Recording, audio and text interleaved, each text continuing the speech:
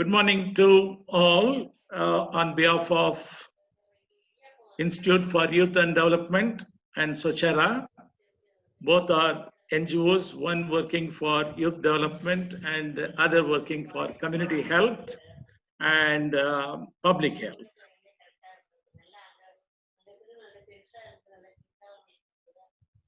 For last 1 month, we would have seen number of webinars being hosted, either prefixing or suffixing the word vaccine. Finance and vaccine, cyber security and vaccine, and HR and vaccine, everybody. So those vaccines are not existing at the moment. But however, we use the word social vaccine. Welcome, Dr. Sanjay. When we used social vaccine, everybody thought that it's a new word. But actually, the word is coined way back in 2006, and therefore it is more than 15 years old program that we are trying to use it. And the first one was started by Dr. Naveen Thomas way back in 2006. I think Prasanna and others will talk about the history of it briefly. But however, this program is not possible but for kind, reluctant permission of Dr. Ravi Narayan and Thelma Narayan, who are the pioneers in social vaccine, and they are the founders of Sochara. And Gurumurthy started facilitating this very quietly. It took a lot of our time to persuade Dr. Ravi Narayan to agree for webinar. And he reluctantly agreed, and today we are in this. And this is very important. When lockdown is open, people are now, they're telling the community contacts are increasing, and Union Minister for Health mentioned social vaccine is the only available tool in the community contact increasing situation. And we thought we will bring this program so that it is again brought to the public domain in a greater way. Personally, again, I will thank Guru for taking up this work, and kindly mute all your mics, and Mr. Gurumurthy will introduce the speakers of the day. And please write your questions in the chat box in whichever language you like, and the people are ready to answer in any Southern language, including Hindi. They will be comfortable to answer these questions, and that will be collected in the end. The format of this particular program is the speakers will not give any talk. Briefly, they will mention among themselves, they will raise question and answer. Therefore, it is more of a discussion rather than any presentations.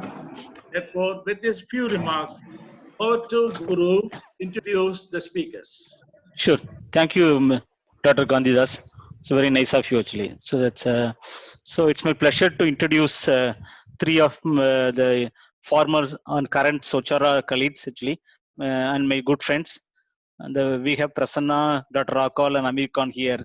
So Prasanna has been associated with the public health movement for more than two decades, actually.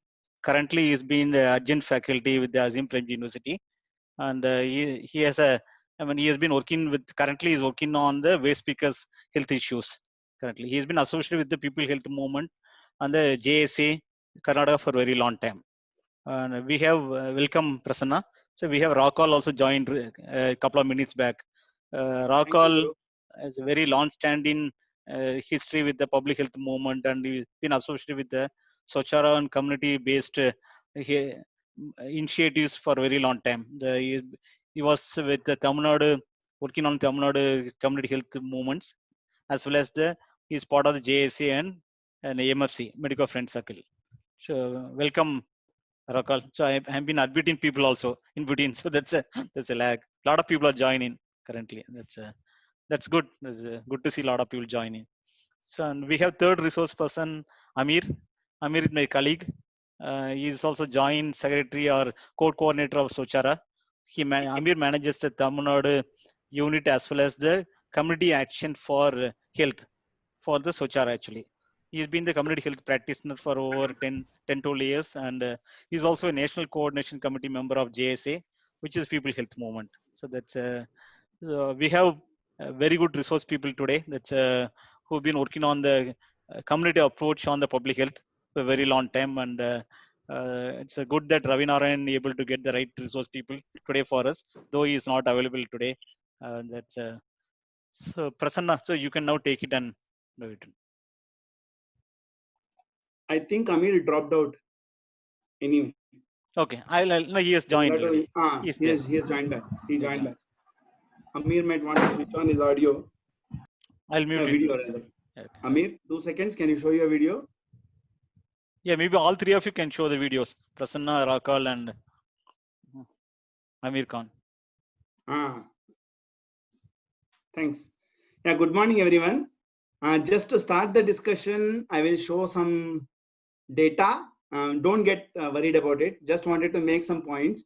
And in that connection, I thought I will just share as to what we are going to talk today. So what is this idea of social vaccine? I'll just give a brief introduction and then we can take over the conversation. Can all of you see this table? So in public health, whenever we talk of population health, we talk of 3-4 main indicators. One is called the life expectancy at birth.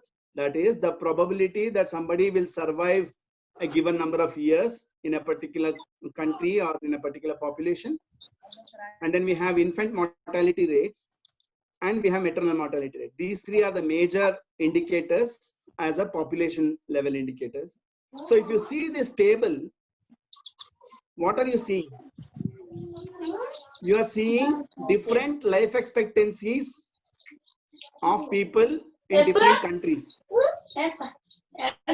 Guru, yeah, can you please force mute all of them? Yeah, I'll do that. I'll do that now.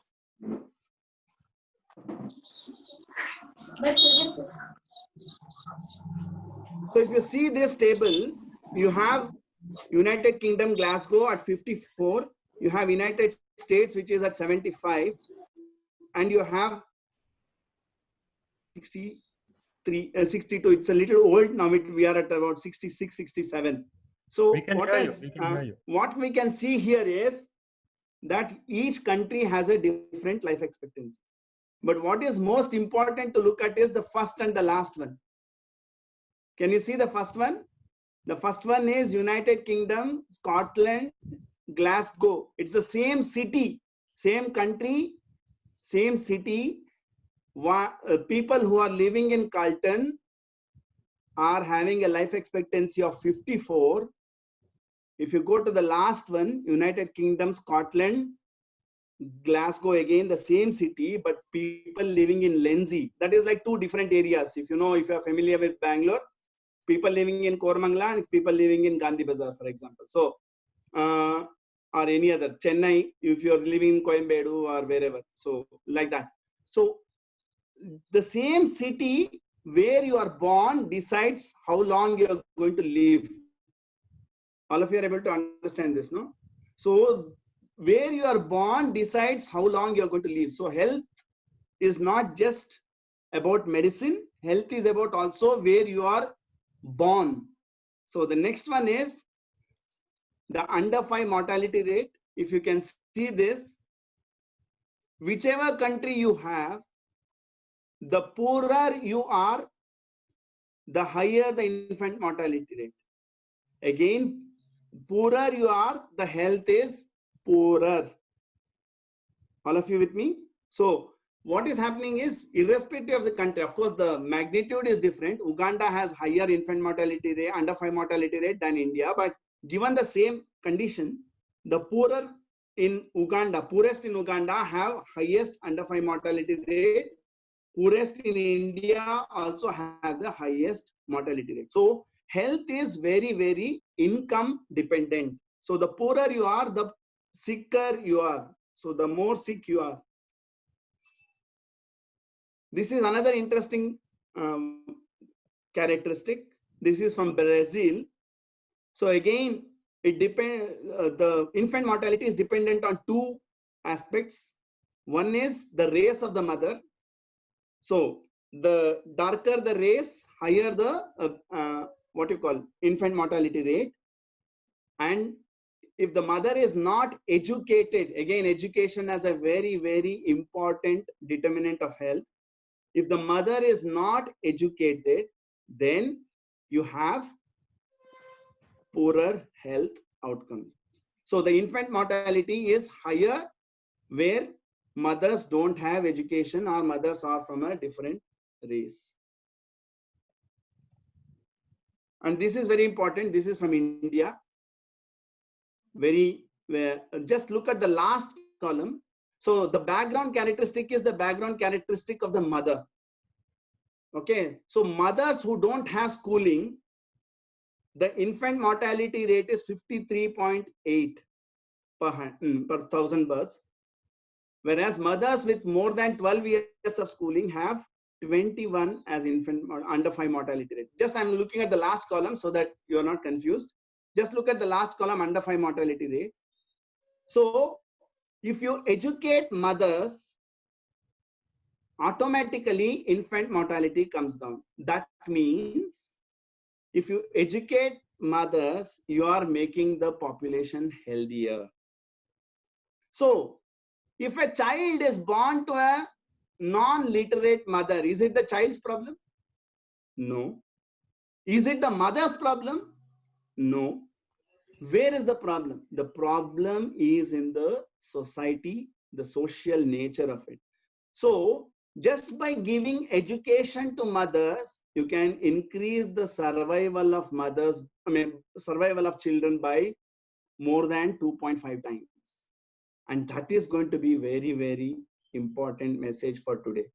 And again, coming to the characteristic of what the mother, which caste the mother is from. Again, if you see, if the mother is from scheduled caste, they have higher under 5 mortality rate than if you are a dominant caste, upper caste mother. Then comes another one, the wealth index. So if you are the poorest, you have higher infant mortality. So is it the child's problem that it is born into a poor family? Is it the mother's problem that the family is poor? What I'm trying to highlight is that the social inequalities actually translate to bad health. So the more unequal the society, the higher the mortality. The more unequal the society, higher the infant mortality. The more unequal the society, lower is the health status of the population. So if the problems are socially rooted, that is societal, socially rooted, the solutions also have to be socially rooted. Anyway, this is a very famous cartoon. I became sick because of my poverty. For example, tuberculosis. Who gets tuberculosis? Tuberculosis is caused by bacteria, of course, but the bacteria gets activated in people who have low immunity. How does low immunity happen? If you have low nutrition. How does low nutrition happen? If you cannot eat nutritious food. Who cannot eat nutritious food? Poverty. The poor cannot eat nutritious food. So if I am poor, the natural consequence is that I will be very, very prone to tuberculosis. Another way is where tuberculosis spreads is tuberculosis spreads also in very, very dense population. That is where people live in close proximity to each other. That is, for example, in slums and in other informal settlements. So if you live in informal settlements, of course, I can change tuberculosis now to COVID. COVID also is a similar scenario. So if you live closer to each other, where you cannot maintain physical distancing, tuberculosis is a natural thing. So I became sick because of my poverty. Because I was poor, I got tuberculosis. And because I got tuberculosis, I can't be productive. And so because I'm not productive, I become poor. Again, that causes further sickness. So that's the relationship between poverty and sickness. So poverty is a major determinant. So that is what we call as social determinants of health. So what you see in population now as a health condition is generally due to social, cultural, economic, and environmental conditions. Okay, so that translates into the exact. So why are Indian women short? Indian women are short. One of the reasons is they are chronically anemic. Whereas a Dutch woman is, average height of a Dutch woman is 6.2 feet. So Indian women average height is 5.2. So what you see as a general economic, social, cultural then becomes your age, sex, and personal constitution. So we are also prone to more diabetes because of our fat. We are having fat depositions. So all these actually matter. So health, what you see, health condition, what you see today is because of the society and the societal conditions. And this is very nicely brought about by this graph. And just yesterday I got this art. We don't know who the artist is. It's a street artist. So the poverty is invisible. The poverty is visible only through the sickness. Okay, so if we have a problem in the society, the solution also should come from the society or the social way. So how do we do that? Through mobilizing and through raising the consciousness of the people, and to work towards reducing the inequalities. How do we reduce the social inequalities? What we call as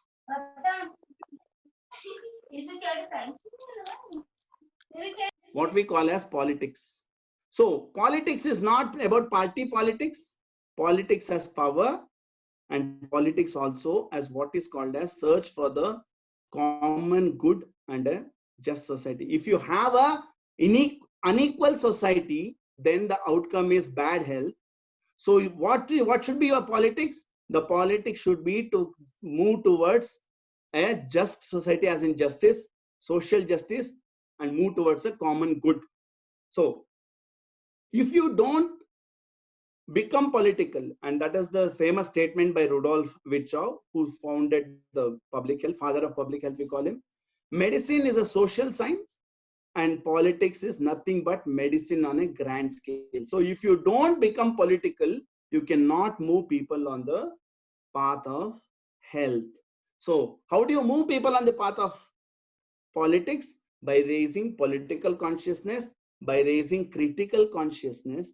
And that is what is the social vaccine that we talk about. So the vaccine is not a medical vaccine, but a social vaccine. What is the social vaccine? That people come together, people raise the issues, people work towards equality of the society, people work towards removing inequalities. So people work towards political consciousness. For example, let us come to COVID. Who is able to work from home? The sanitation worker? Can the sanitation worker work from home? No chance. Who can afford to maintain, or who can afford to be not on the streets? For example, you have to maintain physical distancing, and that's very important for us to understand. It is not social distancing. Social distancing, we have done this in this country for generations. Our societies have always been socially distancing. The upper caste, lower caste, dominant caste, dominated caste. The distancing has always been socially maintained, whereas we want to bring social solidarity, but at the same time, physical distancing. So who can maintain physical distancing? Can the vegetable market maintain physical distancing? Or let me give you one or two images of physical distancing. Are you able to see this? Who can maintain physical distancing? Can the slum dweller maintain physical distancing? In a 7x3 shed, if 7 people are staying, they cannot maintain physical distancing. And you can see these 3 images. No, one is at Anand Vihar, when all the migrants were had congregated to leave for their countries, for their cities, and another is Mumbai, when all the migrants again landed up at the railway station. So, who can afford to maintain physical distancing? It is not the poor. The poor cannot afford, cannot maintain physical distancing, neither can they work from home. Will they get their salaries? Does a waste picker get his or her salary by staying at home? Who gets salary sitting at home? That is the question that the social vaccine asks. So social vaccine is about mobilizing communities, mobilizing political consciousness of communities for them to provide immunity. Immunity here, a vaccine generally gives immunity to the herd, to the community. So the immunity is from social inequalities, political inequalities. And that is what we are talking about as social vaccine. This is not any medical one. This is a metaphor. Metaphor as in, it's a simile. It's a just using, like how we are telling we are having a war against COVID. So similar metaphor is a social vaccine. So this is nothing to do with any medical vaccine as such, but about looking at poverty, looking at inequalities, and mobilizing and collectivizing the political consciousness. For this, one important aspect would be that the community participation is ensured. Amir, can we discuss a little about community participation? Yes, yes.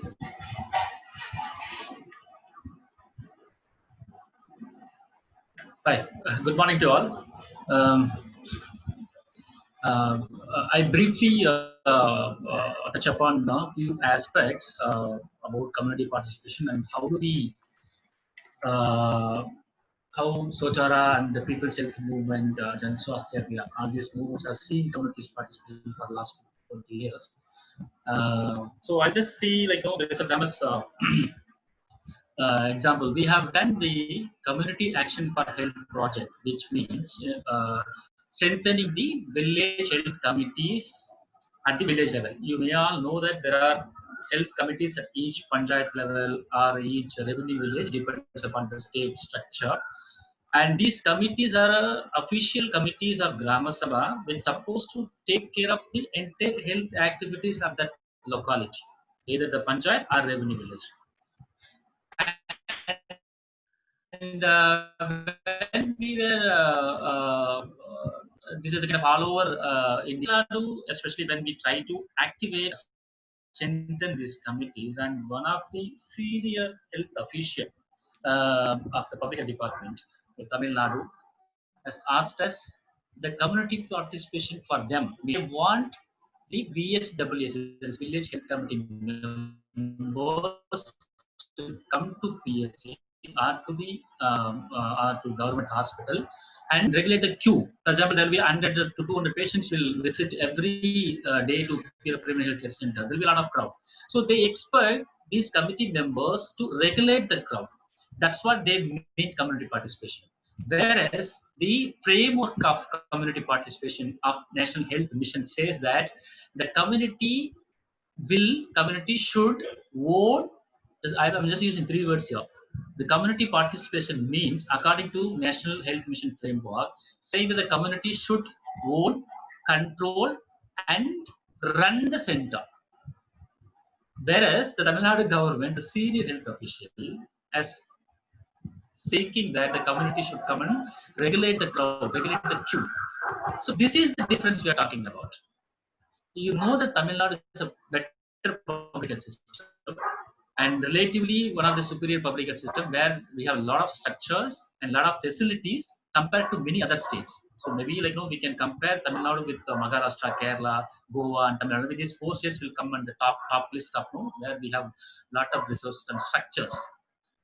But what is lacking here in Tamil Nadu is the community participation. So that's why that's what I want to explain to you, like, what the framework says, what we believe. A community should not be a mere participatory kind of is not just a kind of mere beneficiary, but is an equal stakeholder who can give opinion, who can plan for their health activity, who can control their health activity, who can regulate their health activity, who can evaluate their health activities at their locality. So this is kind of mere beneficiary. Why we are talking about this broader the community participation in a broader spectrum? See, when you have mere beneficiary, you will just listen what the government says. You just listen what government gives to you, and you accept it and go. But health doesn't work in that way. Health is very, very personal. Health is very context specific. Health is location specific. Health is kind of and it depends upon, as Prasanna has just described, it depends upon many factors. Even a healthcare activity, just limited to healthcare activity, healthcare of oneself is dependent upon the social determinants and many factors. So that means like I need to be actively engage myself in what I want to do, and in planning, like in what I want in what I want the health system is supposed to give to me. For example, we used to give this example quite often. You know that there are a lot of snake bites are happening in India, and more than 50,000 people are dying every year in snake bites. But if you go to the PHC, or if you go to kind of a Taluk hospital, just forget about primary healthcare center. If you even go to Taluk hospital, it's you will find difficult to find the anti-snake venom in the Taluk hospital. They're supposed to go to a district hospital. By the time there are a lot of deaths. So the primary question, if you go and sit in the village, if you ask like, what do you want as the first kind of priority of your for PHC? Invariably, in my opinion, in our experience, we say that there will be two vaccines will be there. One is anti-rabies and one is anti-snake venom. These two things will come invariably, but both of things will not be available in the PHC and Taluk hospital. Which is the people's need. This is what we mean participation. It doesn't mean that the government or technocrats should give opinion, or they implement what they want. They implement from their technical knowledge. It's not vice versa. It's not either or. It's kind of joint effort. So the framework is like there will be three set of people who can take this activity further. One is the government health system. So the, for example, the village health nurse or health inspector or a primary healthcare officer, the medical officer. That's kind of health system, the personal from health system. The second set of people is the people themselves, a common people, a community. And third is the people's representative, maybe a panchayat president or ward member or MLA, MP. So these three people should form a kind of a tripartite agreement and take forward this effort, the need of the people forward. And the NGOs or civil society all are like just a facilitator of this process. So these three people, if any one of them missing from these three cadre, and we don't see a kind of proper planning or proper execution or proper reaching of the benefits of the people. And you can take any example. And the COVID is currently the COVID. I'll just take you back to the before the COVID. And COVID is a new disease we got, but every year we get a lot of diseases, vector-borne diseases. Right, dengue, H1N1, and chikungunya. So a lot of things. These are vector-borne diseases. And what do you need to prevent this? You need to have a proper water sanitation facility at villages. And this health committee is supposed, the primary work of this, the name itself, the committee is the village committee name itself, is Village Health, Water, Sanitation, Nutrition Committee. And they're supposed to maintain the water purification or water testing, all those things, and maintain sanitation facility. And the primary healthcare center officers like health inspector and the VHNs are supposed to help this community and the PRI to maintain this. Just imagine if you would have done this in a proper way, and we would have prevented many people from suffering from affected the H1N1 and dengue and chikungunya. And after this COVID, or during the COVID, again dengue will resurface. We have to manage that. So what is the need of the hour? Is that the people's participation in a proper way, so that they will prevent disease in their locality. And what the system has to support them, has to educate them, has to make them aware, has to educate them how to do that. If this crucial principle is missing, then we will face disease after disease and the people will die. And now this situation is COVID. Just imagine COVID. What's happening in COVID? See, there are certain community structures, community mechanism as supposed to be in the community, in the locality. For example, as I said, the village health committee. In urban locality, there are urban Mahila Samiti. It's called, like village committee, there is an urban committee. It's urban Mahila Samiti, and the local people will be a part, will be a member of this group who will take forward the health activities of the locality. And second is the health activist, the ASHA. It's called ASHA. You all know that. And in urban area, it's called USHA. So the accredited social health activists.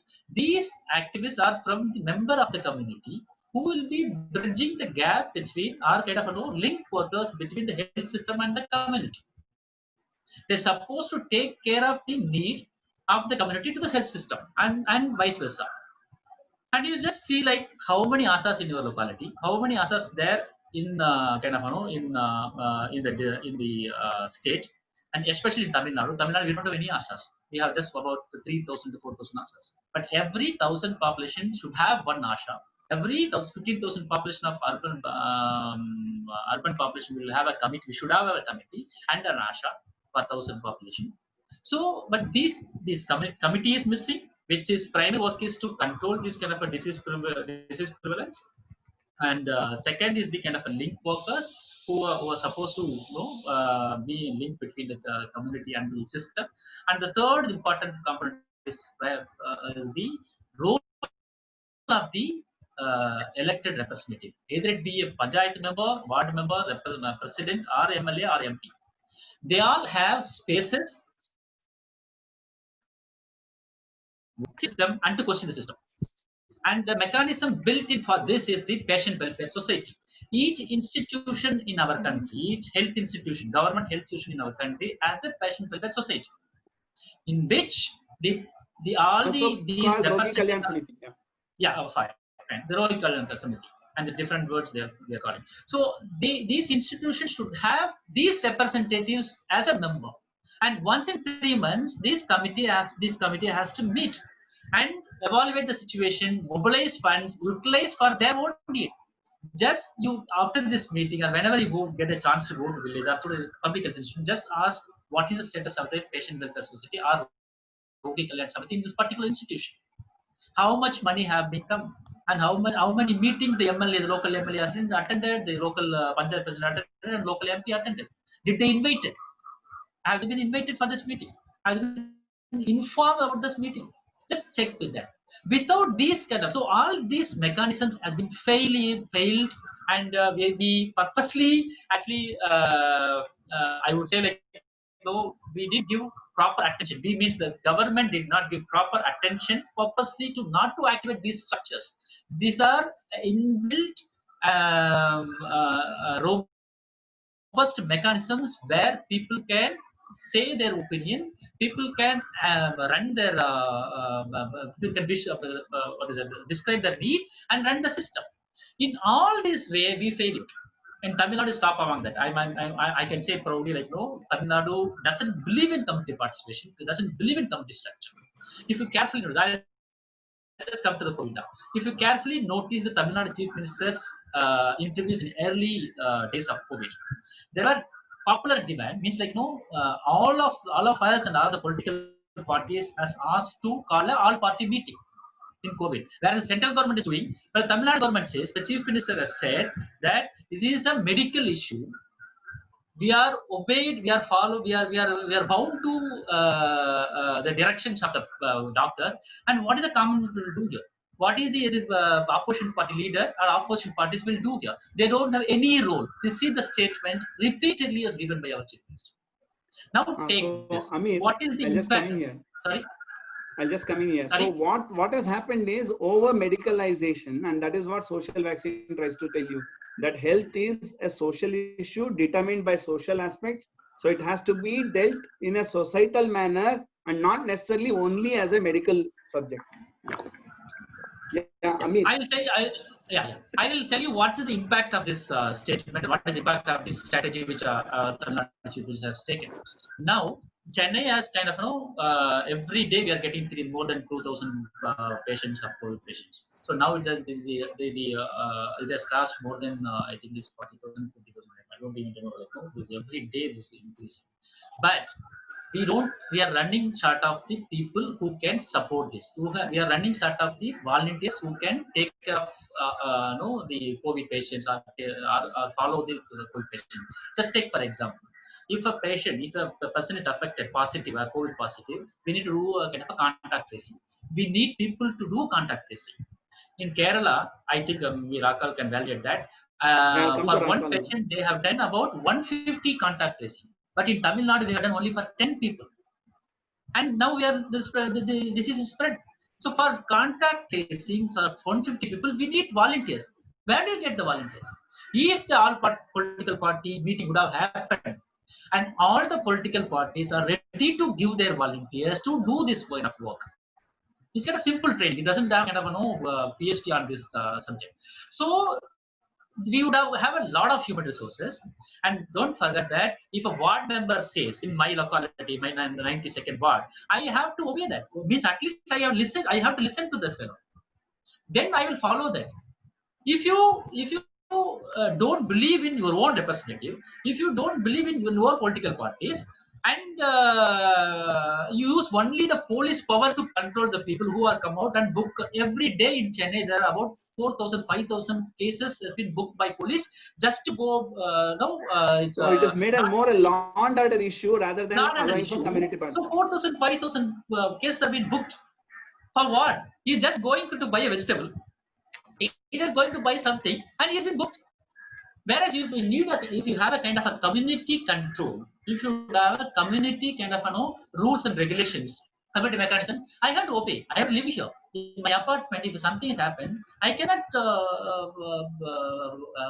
deny my secretary's rule. Otherwise, I can't live here. So that's the kind of ownership as well as kind of a regulation we expect. Otherwise, the government says that the police will do. What the police will do, you all now know that what is happening in Thoothukudi. The police will murder the people. Whereas the community will regulate the people, will support the people, and will make sure that the things are happening in the right way. And okay. if you don't believe people, bring Rakhal now. Let me bring Rakhal. Just two things. So you need to have this kind of thing. And the second part, I'll come back again, but the thing is like this, the transparency. What is the essence for the community participation? How do you participate? If you have a kind of suspect on your government, if you have a suspect on your data, then you don't participate. Tamil Nadu government, and every government I would say, but Tamil Nadu government it's not the kind of a ADMK issue or DMK issue. It's a systemic issue of the health system. Health system doesn't want to give a transparent data to you. How many people affected, how many people are died, how many people are so they don't give you because they feel that it will give a wrong opinion of the government. But it's another way around. If you give a transparent data, people will have their own decision, people will own their awareness and will respond to you.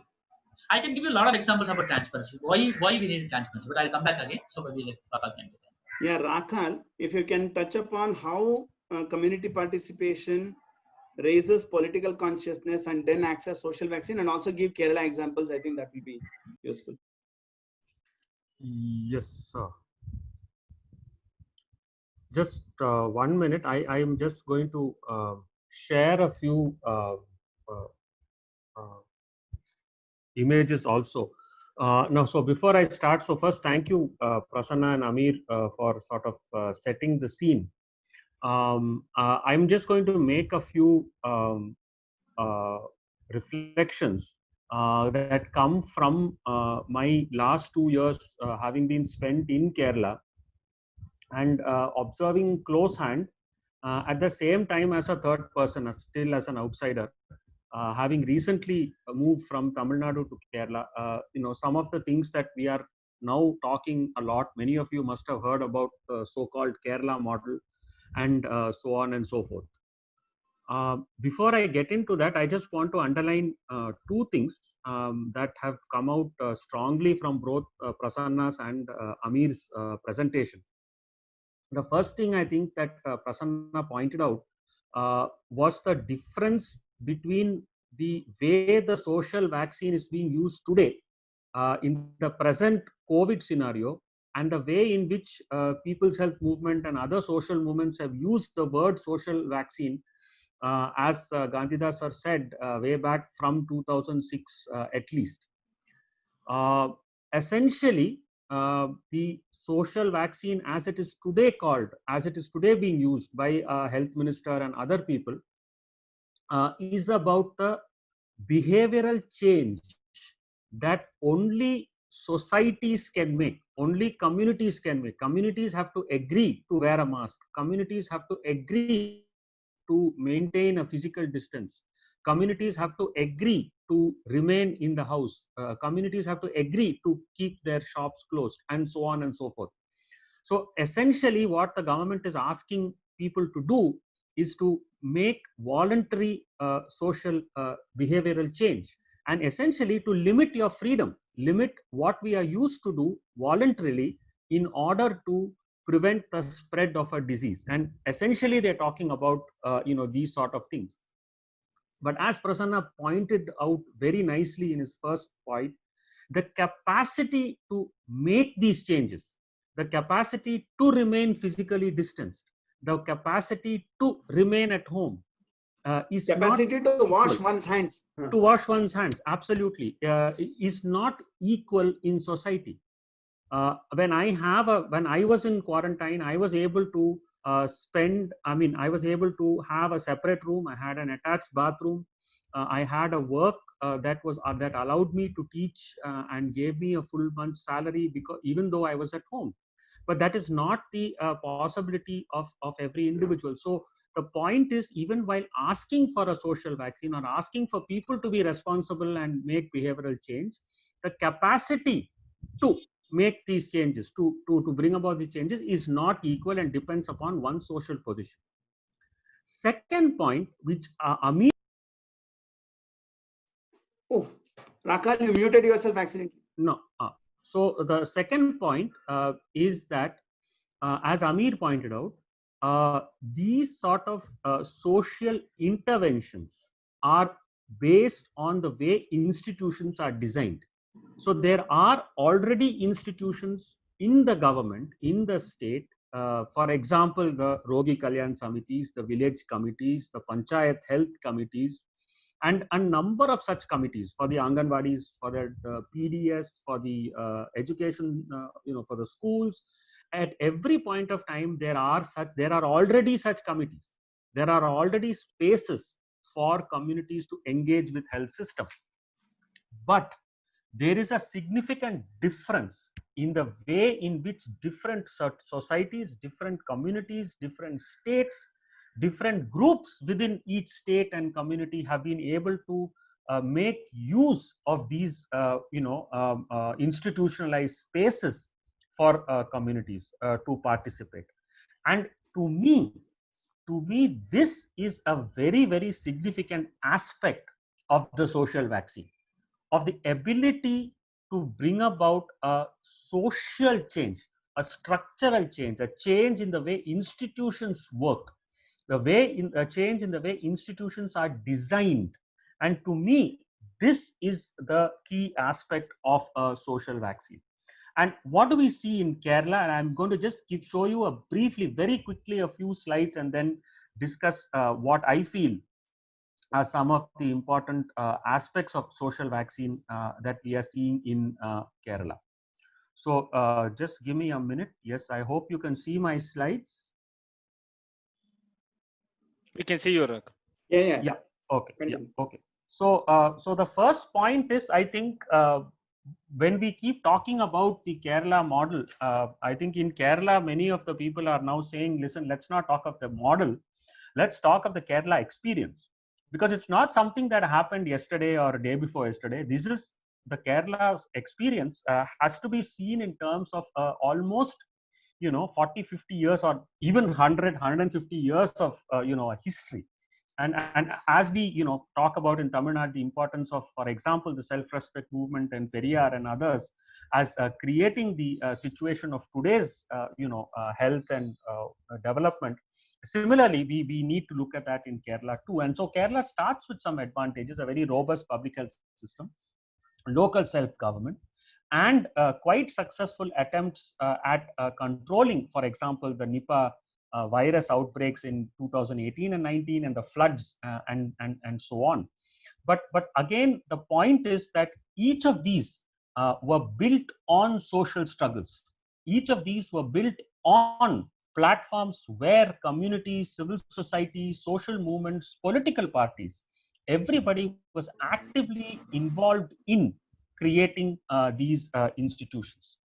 And therefore, we see that systems develop over time, and various experiences like Nipah and floods and so on provide innovations and learning that are incorporated into these systems and further built upon. But the key question is, why different systems develop differently in different states, and what are the forces that shape such systems?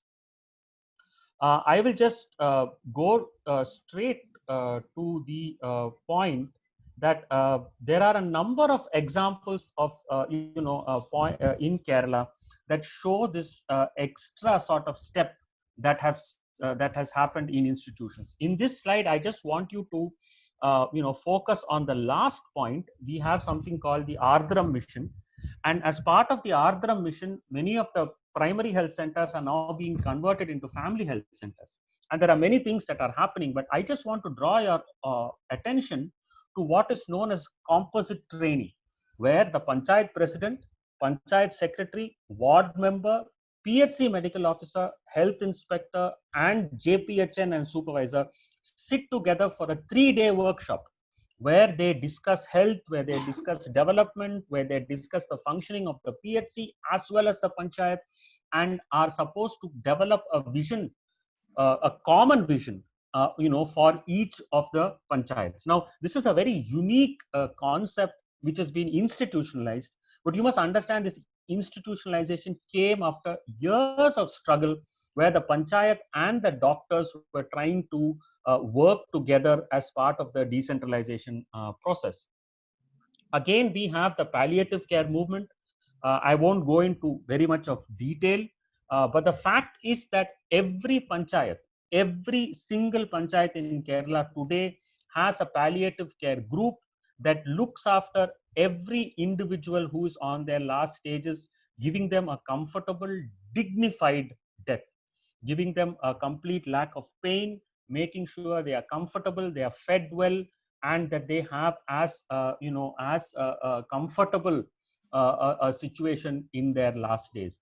And this system of palliative care has actually kicked in now. Amir was talking about volunteers, and we have actually used this group of volunteers of palliative care very effectively today in Kerala in the COVID experience. Similarly, I wanted to just talk about the number. Of course, every state has developed helplines, but I would draw your attention to the last two I have mentioned here. In fact, we have something called a psychosocial helpline, which is looking at almost 707 lakh calls in the last 2 to 3 months, where individuals who are in quarantine, who are facing stigma, who have depression, who are feeling confused, who are facing domestic violence, any of them can call, and there is a dedicated team. In fact, in Trivandrum district, there are 31 social workers, psychosocially trained counselors, 31 in just the district of Trivandrum to handle these calls. Where did this come from? Where did a government think about it? I refuse to believe that every government in India is not capable of thinking of this. But this is political pressure. This is the social vaccine in action, according to me. Similarly, is this whole daily press briefings by our chief minister. In fact, it's become such an extent that it is like, I think, probably competing with many TV serials in the TRP rating. Because once the chief minister starts at 6 o'clock, almost every TV in the state is like tuned in to what he's saying. He talks about epidemiology. he talks about, you know, various diseases. He talks about the newspapers, some of the mistakes his government has made. He talks about, you know, the scientific committees in Kerala and what they are saying. He talks about the concerns of the people. He talks about migrant workers, and therefore he actually builds a very, very interesting discourse that keeps people away from fake news. So again, the point is, where did this responsibility and transparency come from? Why are all other chief ministers in all other states not doing this? Why does the chief minister of Kerala feel it is important to do this? Again, it comes from social pressure. Again, to me, that is the social vaccine. And therefore, when you ask people of Kerala to wash hands regularly, to keep physical distancing, to wear masks, and this is the Break the Chain campaign, the government is equally talking about having community kitchens where almost 2.5 to 3 lakh individuals are getting cooked warm food twice a day at the panchayat level, at the ward level. You're talking about a state where you have welfare pensions given for 5 months in advance, so that people don't have to move around, don't have to beg, don't have to be insecure.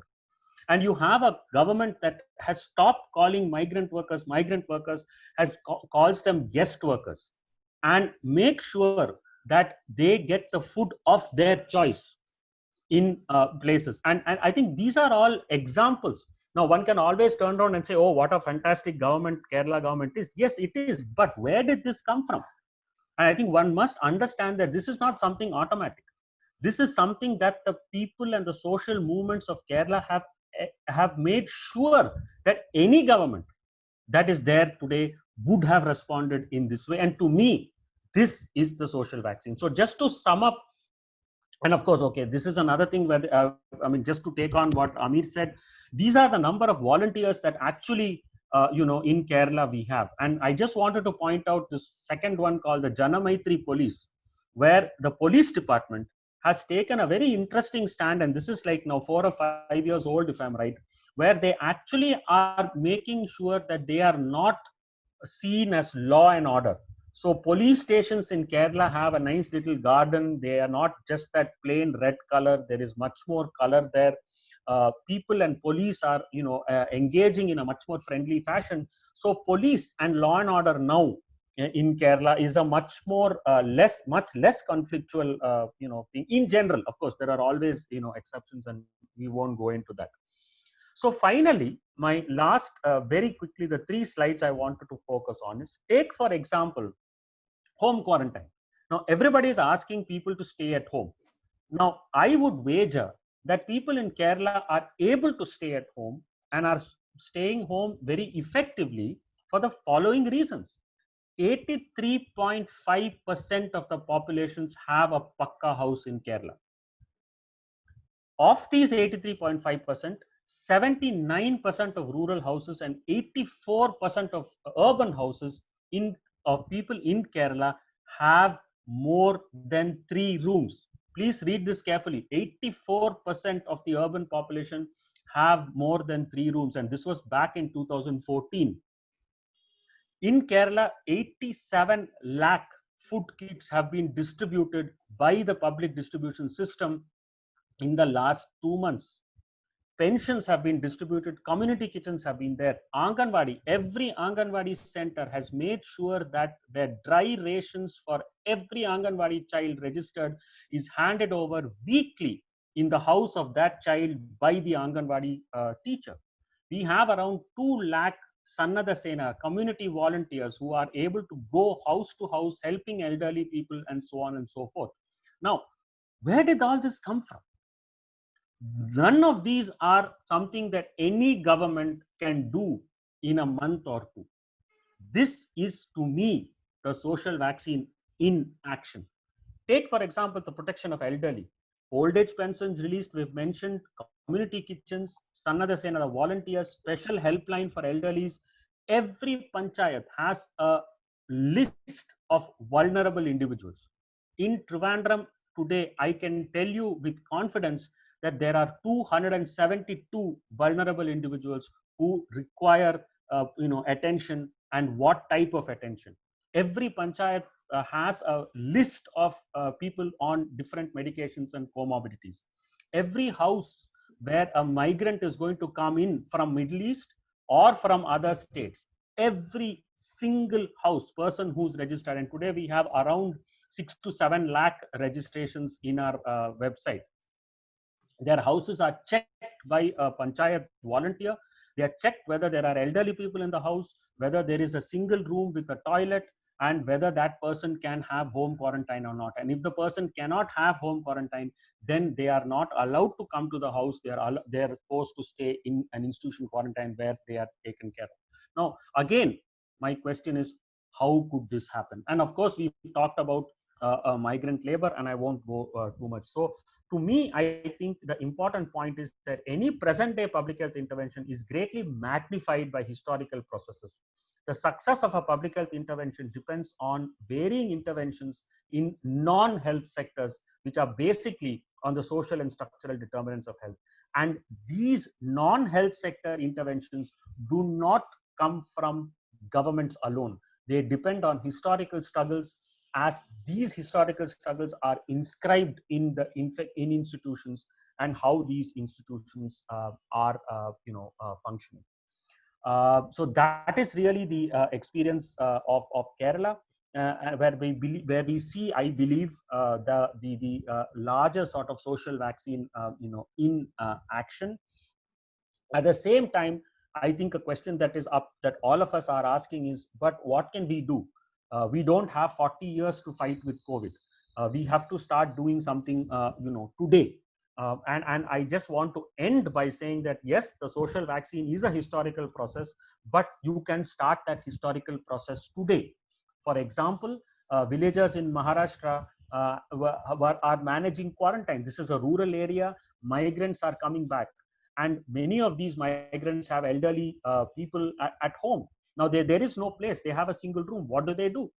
The village panchayat got together, panchayats have got together and said, okay, so we need elderly people to be protected. So in every house where the migrant comes in, if there is an elderly person, that elderly person will be taken care of by the neighbors. Now, this is a fantastic example of social solidarity. This is a fantastic example where communities have decided to show solidarity, to vaccinate themselves, as it were, to the inequities, to social caste, class, gender differences. Okay, and so I think these are something that communities can do. Take, for example, many of the resident welfare associations in Delhi today are purchasing oxygen cylinders and giving it for their association members who are COVID positive, who are not able to find beds. At least still they find a hospital bed.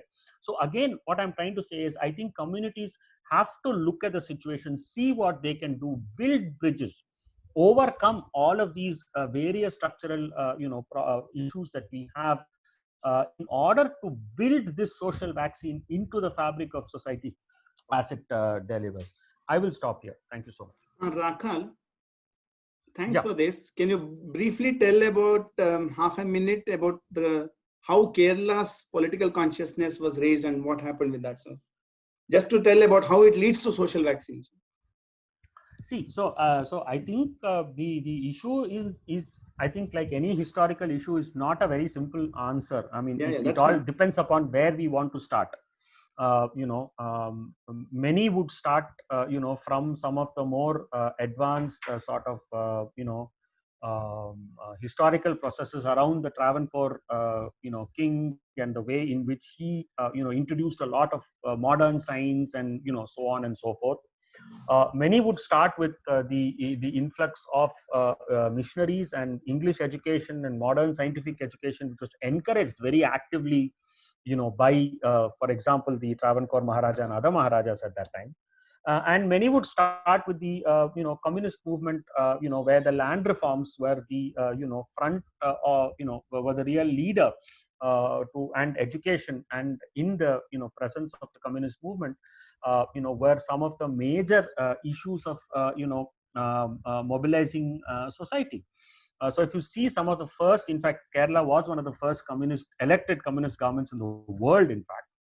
And right at the beginning, one of the first things that these newly elected communist governments did, in fact, was make sure that every single individual in Kerala whose at least their house pattas were in their name.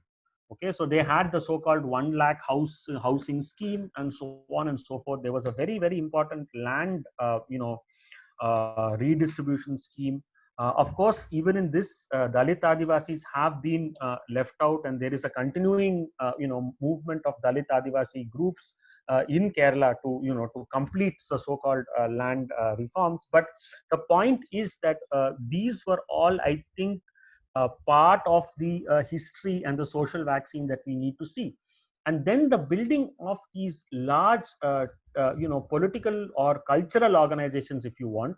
For example, the Kerala Sahitya Parishad, or Parishad as it's called in I think has played a very, very significant role in health as a sort of alternative discourse, as a discourse built organization where doctors, health workers, nurses, people, intellectuals, public intellectuals, part of the thing are able to develop and give alternatives, alternative ways of looking at a particular problem and putting them into this vibrant media and so on. So these are just some of the points I can recall quickly on this.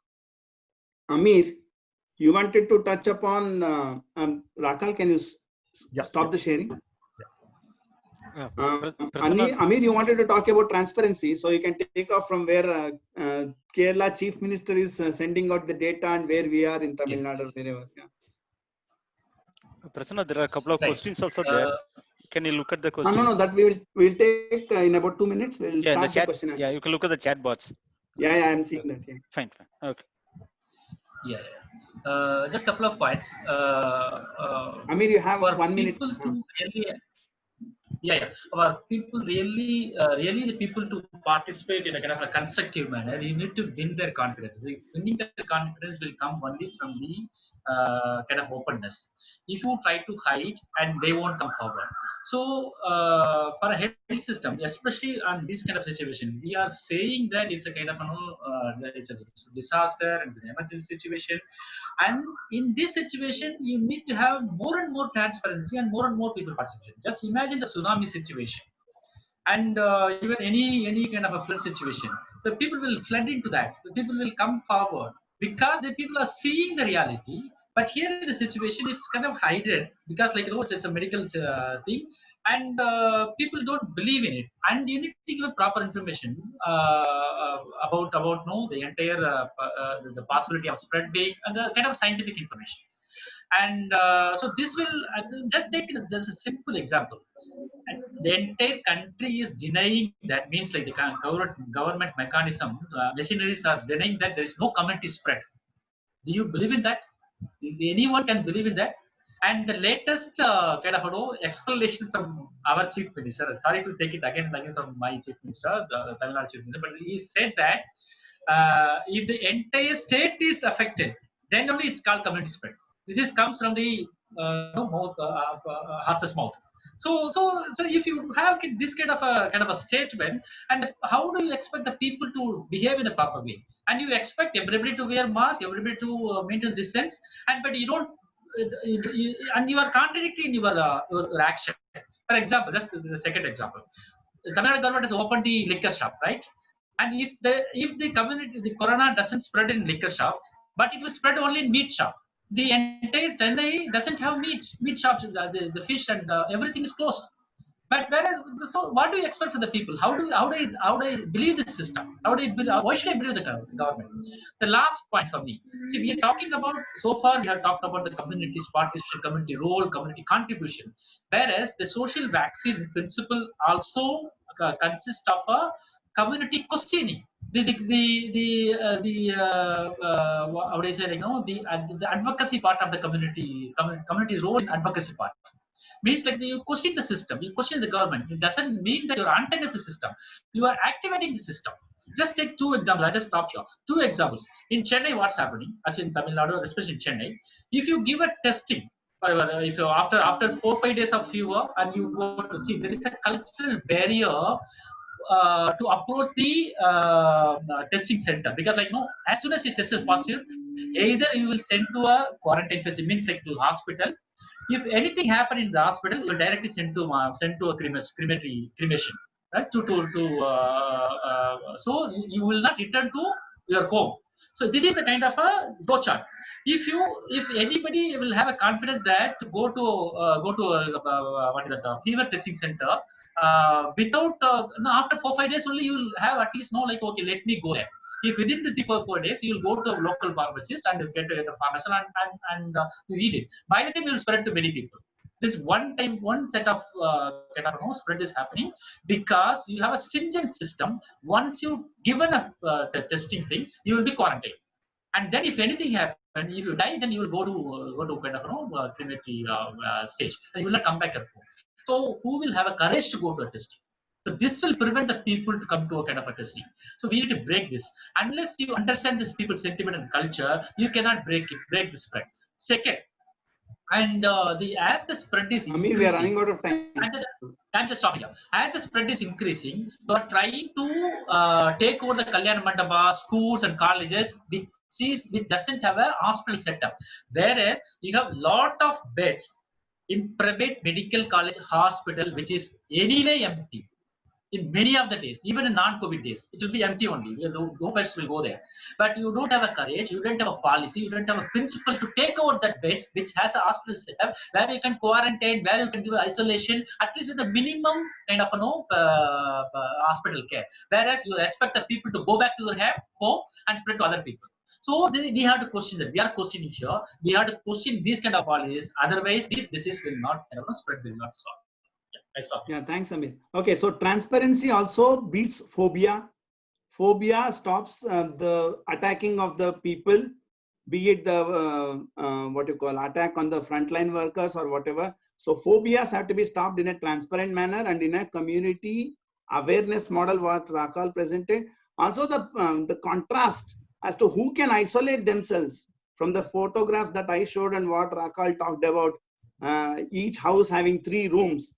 I think that talks about how you go about. But yeah, social vaccine is about political mobilization, social mobilization of the communities for taking care of immunity from such spread of diseases. So what vaccines do is, medical vaccines, they improve the immunity in the community. So what we are telling through social vaccine is that if communities become active, they participate, they raise awareness, and they take health into their hands, people's health in people's hands is what we say. That is when the immunity spreads within the community. About the inequalities, I talked about the inequalities. Rakal presented how the movements brought about the equality in Kerala society, and Amir is talking about how a medically driven system is doing much harm in Tamil Nadu. So we will take questions now. We have another 15 minutes. Prasanna, there are some questions in the chat box. Yeah. You want to go through it and see. First question is from Sweta Kumar, 11:38 a.m. Sweta from Chennai. First presenter showed research papers saying the children born to uneducated mothers die more.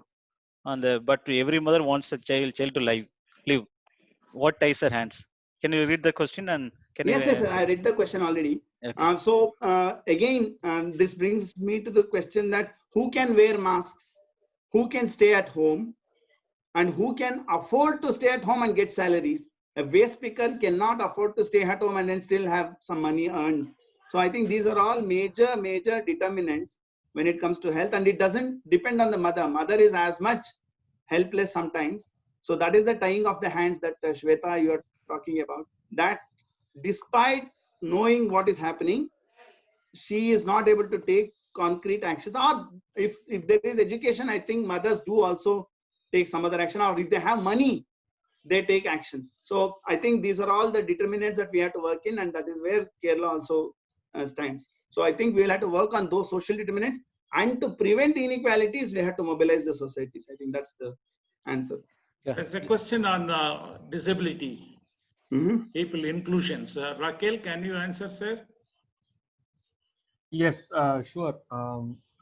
Yes, absolutely. And I think this is something that we really need to look at, is because most of our mental models of COVID, most of our public health research on COVID is all, follows the so-called dominant norms. so the white Anglo-Saxon Protestant WASP sort of model, or for example, quote unquote, normal, individual or male more. We have seen differences, especially some interesting work that has come out to show that women are more affected in India, for example, that race and class are very significant, determinants of both morbidity and mortality in across the world. And I think some of these hidden issues, people with disabilities. We recently had a conference here, a webinar in Kerala on transgender issues, sexuality, multiple sexualities, and for example, COVID and how it works, and very simple issues of the intersections between women, between religions, the whole way communalization has taken place of this pandemic. So I think there are a number of larger intersections that we definitely need to look at, which are being put under the carpet, as it were, in this so-called crisis, and the way it is being responded to. So I think the issue of disability is absolutely critical, and there are very significant specific issue challenges that need to be discussed, and there's no doubt that this needs to be done. Yeah, there is also a question about apathy of the people and towards the government and lack of social consciousness. I think that comes with the definition of politics that I gave. The definition of politics is all skewed into party politics. I think we'll have to move towards people's politics, and that's what Rakal explained through the social movements, through people's movements, as to how people will work towards a common good and a just society, as to moving towards social justice, and not just looking at the political class and the government as politics. I think that time we will be in a position to, Tamil Nadu has achieved medically some of these aspects through the Periyar movements and all, and Kerala through other movements. I think all the others have to do a lot of catch up with moving towards people's politics. So that is one I wanted to answer. This was a question by Nishita. Yeah. Meanwhile, just remember what Dr. Raquel has said. Start social vaccine today. Let's not talk about apathies. Let us talk about start today. So people who listen to these lectures and discussions, they can always link to Swachhara and others. They have already put that in that.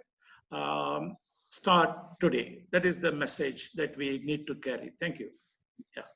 Rakal, would you want to answer another question by another student, Aarti? She says about the last moments of the people who are dying because of COVID. Yeah, absolutely. So I think, and I think this is a very sensitive issue. And yes, the point that Aarti's brought out has been discussed in the media quite extensively. That there are now issues because of the way in which guidelines are there to handle the dead bodies and so on. That this is creating a lot of issues, especially in a social context where, and I think any context anywhere in the world where, a closure of death is something that is so important socially. Yes, this is being talked about. There has been a discussion that these guidelines are quite insensitive, but the issue is also about, how to do it, in a way that is safe for everybody.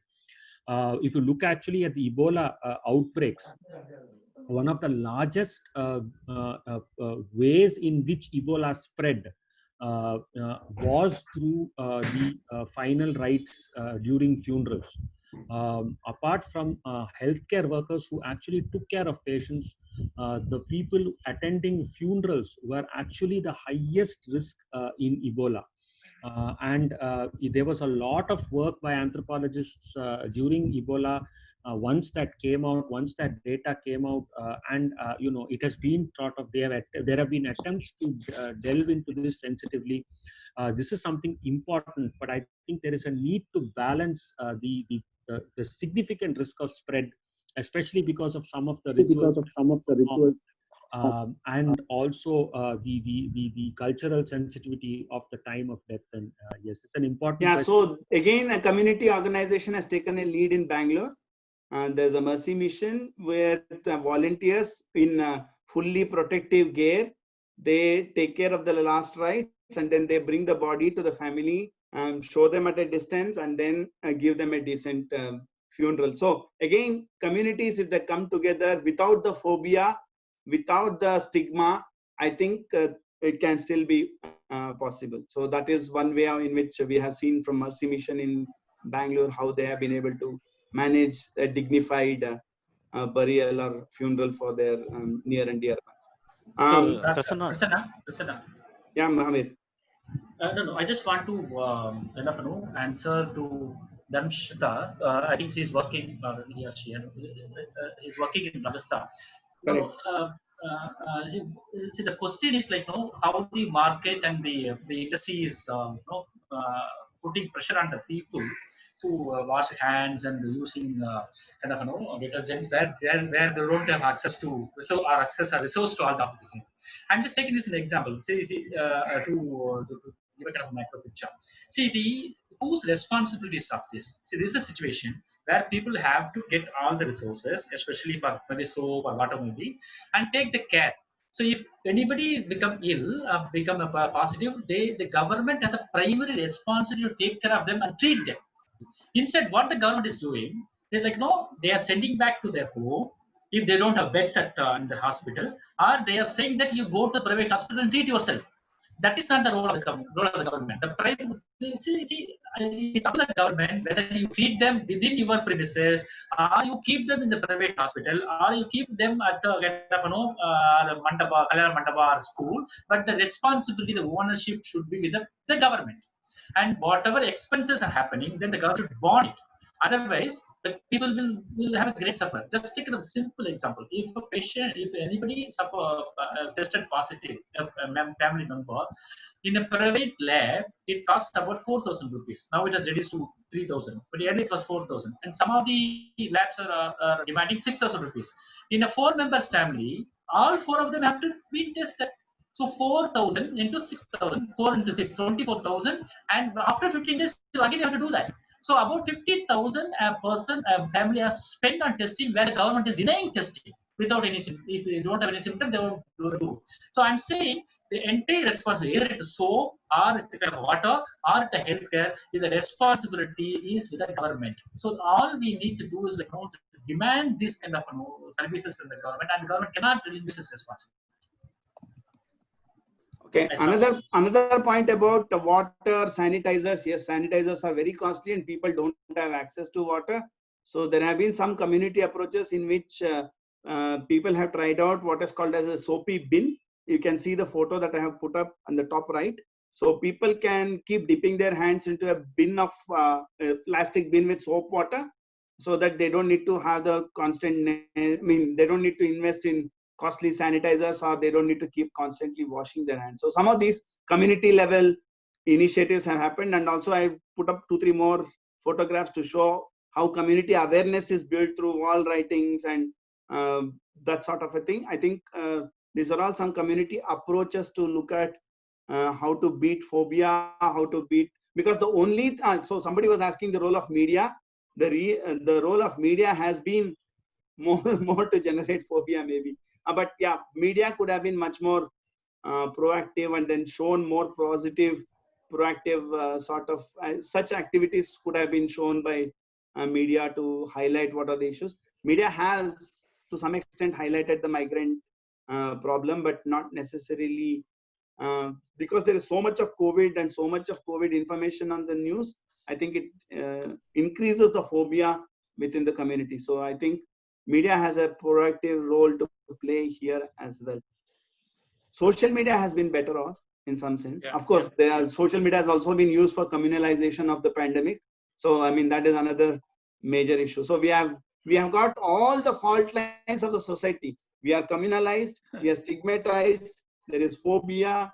So anything that the social vaccine has to talk about, it is exactly the opposite. So we need urgently these social vaccines to be put in place for people's awareness to be raised. Prasanna, that's kind of maybe like another important point which I want to say. If you start doing a victim blaming, especially in this kind of a COVID situation, start Yeah. from Tablighi Jamaati thing, Hmm. and until Coimbatore, at least Coimbatore or maybe Gandhi Market in Bangalore, I don't know. People are there for their own purpose, for their own needs, and the disease will come from anywhere else. So you have see the role of the system is to carefully do a kind of a watching on like where it will pop up. So the disease surveillance is important rather than victim blaming. If you start victim blaming, and the people will not come out. That's what happening here.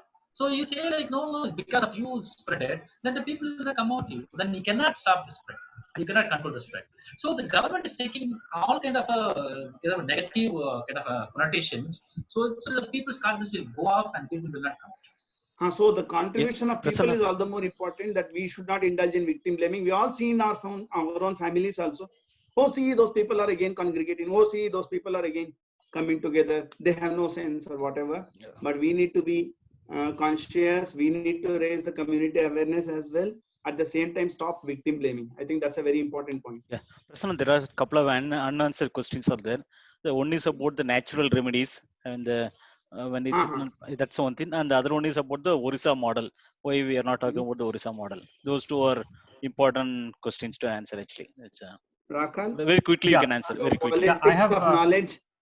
No. I will take Odisha first. I have acknowledged in the chat that I think the Kerala model is. I think experience we talk because I'm in Kerala.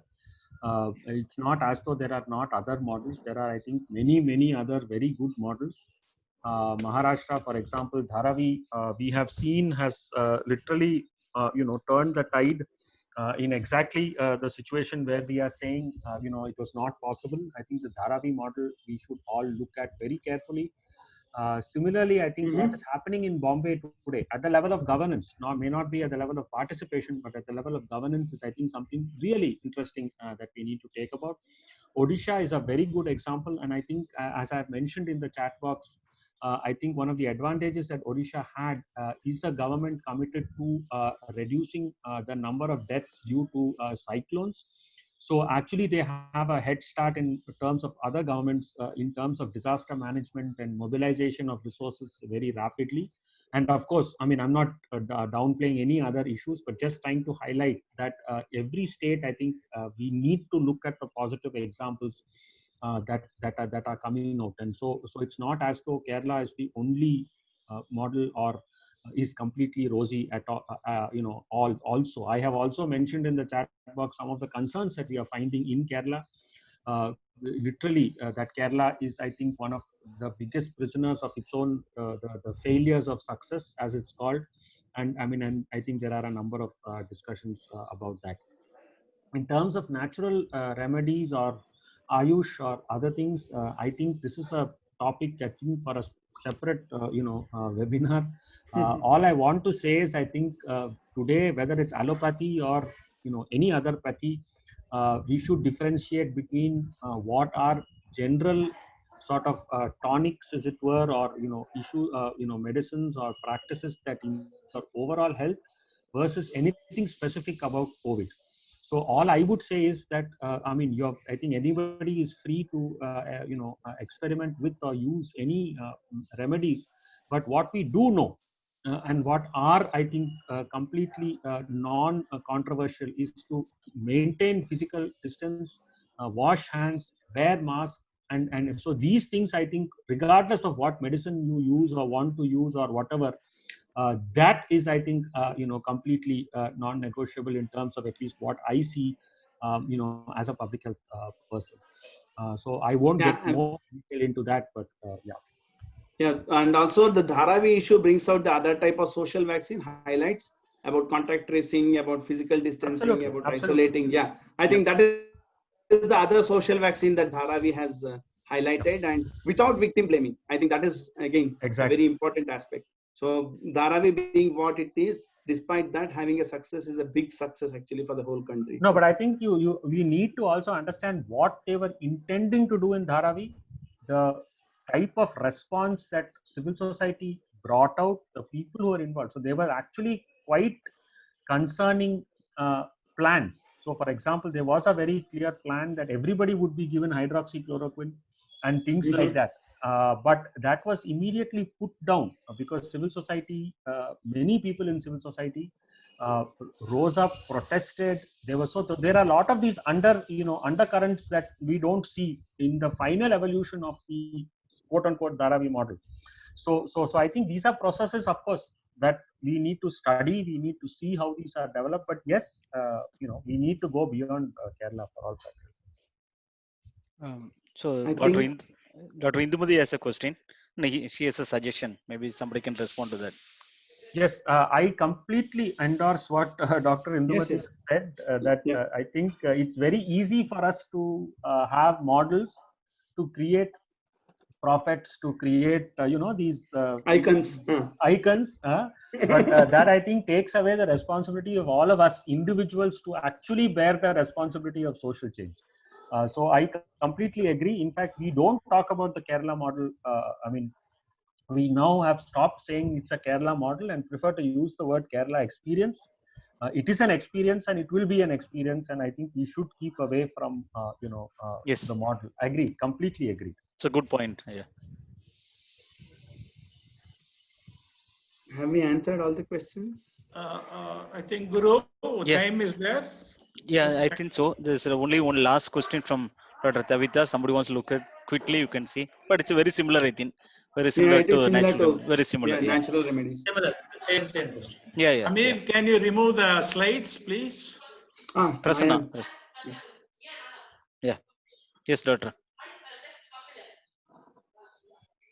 Yeah, Dr. Gandhidas, you can. Over to you. No, you can complete it. No. Yeah. Issue. Okay. So on behalf of Suchara and IOD, I thank everybody for taking time off in the Sunday morning. Actually, thank you, Dr. Gandhidas, for giving this opportunity for all of us to get all together, everybody. Actually, and special thanks to Prasanna, Dr. Akal, and Amir for bringing various perspectives on the social vaccine. Actually, so a lot of learning today.